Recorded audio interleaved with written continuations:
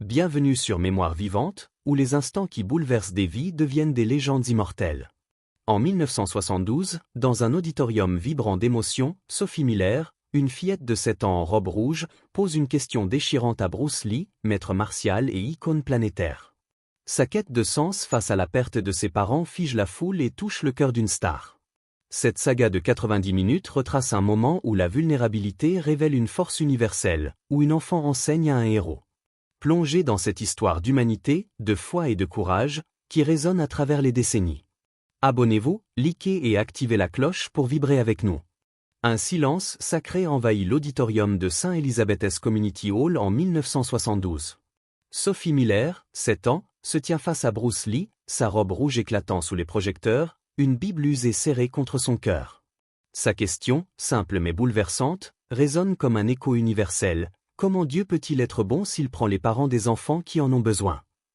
Les spectateurs, figés, retiennent leur souffle. Les chaises grincent, les murmures s'éteignent, et Bruce Lee, l'homme qui a conquis le monde avec la fureur du dragon, reste immobile, des larmes roulant sur ses joues. Une archive fictive rapporte qu'un spectateur aurait chuchoté « Cet enfant a touché l'âme de tous ». Ce moment, capturé dans la lueur des lustres et la chaleur étouffante de l'auditorium, devient une leçon intemporelle. En 1972, les États-Unis vibrent de bouleversements, mouvement pour les droits civiques, essor du Kung-Fu, quête de sens dans une société fracturée. Sophie, orpheline depuis 3 mois, ne parle pas seulement pour elle, mais pour tous ceux qui cherchent des réponses face à la perte. Bruce, en répondant, transcende son rôle de star pour devenir un guide spirituel. L'odeur du bois verni, le frôlement des vêtements, et l'émotion palpable dans l'air transforment cet auditorium en un sanctuaire.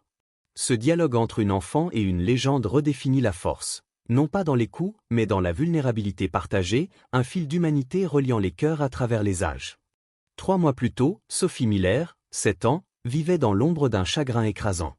Chaque nuit, elle se réveillait en sueur, hantée par le crissement des pneus et le fracas du verre de l'accident qui avait emporté ses parents. Dans sa chambre sombre, elle serrait la Bible de sa mère, ses lettres dorées s'effaçant comme les souvenirs de leur visage. Cette peur de les perdre une seconde fois, dans sa mémoire, était plus terrifiante que ses cauchemars. Son oncle Marc, qui l'avait recueilli, tentait de masquer sa douleur. « Sophie, le petit déjeuner est prêt », lançait-il, sa voix feignant l'entrain. Mais Sophie sentait son propre chagrin reflété dans ses yeux. Une archive fictive raconte que Marc aurait confié à un voisin « Elle porte un poids que nul enfant ne devrait porter ». Un soir, il laissa sur sa table de nuit une coupure de journal annonçant un discours de Bruce Lee pour un gala caritatif pour orphelins. Sophie traça l'image de Bruce du bout du doigt, intriguée par cet homme que sa mère admirait. « Pourquoi aide-t-il les orphelins » demanda-t-elle, sa voix à peine audible. « Parce qu'il comprend la perte » répondit Marc, espérant que cet événement pourrait l'extirper de son isolement. Sa conseillère en deuil l'encourageait à renouer avec le monde. Sophie choisit de porter sa robe rouge, un cadeau d'anniversaire de sa mère, comme un lien tangible avec elle. Ce choix, chargé de mémoire, marquait le début d'un voyage inattendu. Elle ignorait que cette soirée, dans un auditorium bondé, l'amènerait à poser une question qui résonnerait bien au-delà de sa douleur personnelle. Avant ce soir mémorable de 1972, Bruce Lee était une étoile filante dans le ciel d'Hollywood. À 32 ans, il avait révolutionné les arts martiaux avec le grand boss et la fureur de vaincre, captivant le monde par sa philosophie de fluidité, de discipline et d'honnêteté. Né à Hong Kong, élevé à Seattle, il avait surmonté les barrières raciales pour devenir une icône mondiale. Une archive fictive cite un critique de l'époque, Bruce Lee ne combat pas seulement, il enseigne l'âme à danser. En 1972, son aura attirait des foules, et son discours à St. Elizabeth's Community Hall, pour un gala caritatif, promettait d'inspirer une communauté en quête de sens. Vêtu d'une tenue de kung-fu bleu et noir, à la demande des enfants présents, il incarnait le héros de leurs écrans, celui qui défiait les limites humaines. Mais Bruce portait aussi ses propres blessures, la perte d'amis proches, de mentors, et la pression constante d'être un modèle pour des millions de fans. Une anecdote fictive raconte qu'il confiait à un ami « Je veux montrer que la force, c'est l'équilibre entre le corps et l'esprit ». Ce soir-là, il ignorait qu'une fillette de 7 ans, avec une question déchirante, le pousserait à explorer cette idée à un niveau plus profond. L'auditorium, avec ses murs ornés de moulures et ses rangées de chaises remplies de fans, de philanthropes et de curieux, vibrait d'une énergie électrique, prête à accueillir un moment qui redéfinirait l'héritage de Bruce Lee. Le soir du gala, l'auditorium de Saint-Elisabeth était un océan de visages, un mélange de fans de Bruce Lee, de supporters de la cause et de membres de la communauté locale. Sophie et son oncle Marc se frayèrent un chemin à travers la foule, sa main serrant la sienne. « On peut partir si c'est trop », murmura-t-il, trouvant des sièges au fond pour ménager une issue rapide. Sophie, en robe rouge éclatante, fixait le podium, sa Bible reposant sur ses genoux comme un talisman. L'organisatrice, Madame Tanaka, monta sur scène, sa voix vibrante d'admiration. « Nous accueillons une légende, un homme dont la force physique n'a d'égal que sa sagesse. » Lorsque Bruce Lee apparut, vêtu de sa tenue de kung-fu, la salle éclata en applaudissements. « Merci d'être ici pour une cause si noble », commença-t-il, sa voix claire et posée. Il parla de son enfance difficile, des leçons tirées du kung-fu, et de la paix intérieure trouvée dans la discipline.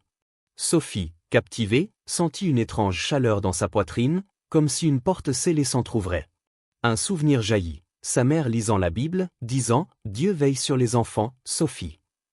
Mais une question brûlante, née de son chagrin, monta en elle. Sans réfléchir, elle leva la main, surprenant Marc qui tenta de l'arrêter.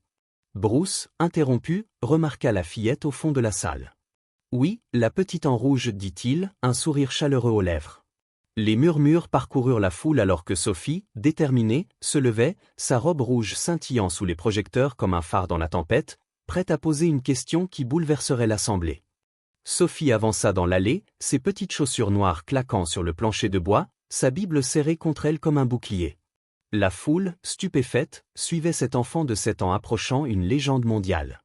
Bruce s'agenouilla pour être à sa hauteur, un geste d'humilité rare qui fit taire les murmures. « Comment vous appelez-vous » demanda-t-il doucement, sa voix empreinte de respect. « Sophie Miller » répondit-elle, sa voix claire malgré la nervosité qui lui nouait l'estomac. Puis, d'un ton ferme, elle lança « Mes parents sont morts en février. On me dit que Dieu les a pris pour le ciel, parce qu'il en avait plus besoin que moi. Mais ma Bible dit qu'il aime les enfants. Alors, comment Dieu peut-il être bon s'il prend les parents dont les enfants ont besoin ?» Un silence lourd envahit la salle, si profond qu'on entendait le bourdonnement des projecteurs. Marc, gêné, baissa les yeux, sentant les regards converger vers eux. Bruce, touché, resta silencieux, ses yeux scrutant Sophie avec une intensité mêlée d'empathie. « C'est la question la plus profonde qu'on m'ait jamais posée, Sophie, dit-il enfin, sa voix douce mais ferme. Il prit la Bible qu'elle lui tendait, notant son usure, les pages marquées par un signet arc-en-ciel. « Je ne suis pas un expert en Dieu, poursuivit-il, rendant le livre avec soin.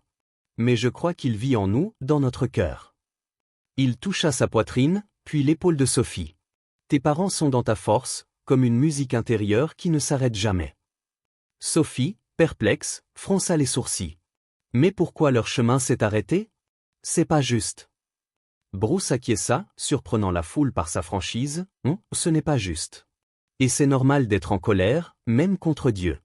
Les plus grands dans ta Bible l'ont été aussi. » Des larmes montèrent aux yeux de Sophie. « Vous pleurez parfois, monsieur Lee » demanda-t-elle, sa voix tremblante.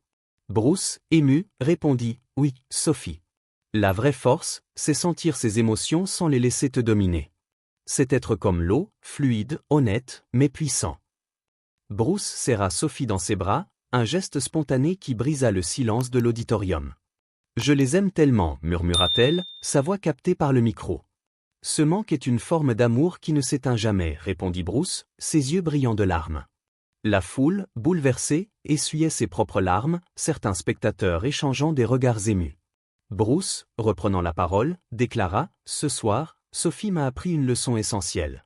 La vraie force, c'est la vulnérabilité, l'honnêteté d'un cœur ouvert. » La salle éclata en applaudissements, non pour lui, mais pour Sophie, cet enfant qui avait osé poser la question que tous portaient en eux. De retour à sa place, Sophie murmura à Marc « Désolé si je t'ai gêné. »« Tu m'as rendu plus fier que jamais » répondit-il, la serrant contre lui.